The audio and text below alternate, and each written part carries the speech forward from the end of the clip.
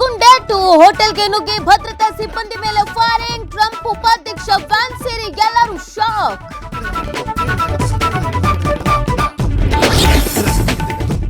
Iran ಜೊತೆ ಇನ್ನೇನಿದ್ರು ಫೋನ್ನಲ್ಲೇ ಮಾತುಕತೆ. 3 ದಿನದೊಳಗೆ ಡೀಲ್ ಮಾಡಿಕೊಳ್ಳದಿದ್ರೆ ತೈಲ ಪೈಪ್ಲೈನ್ ಸ್ಫೋಟ ಎಂದ ಟ್ರಂಪ್. ಅತ್ತ ಮೊಸ್ದಾಬಾ ಖಮೇನಿ ಸಾವು ಎಂಬ ಪೋಸ್ಟರ್ ಪ್ರತ್ಯಕ್ಷ.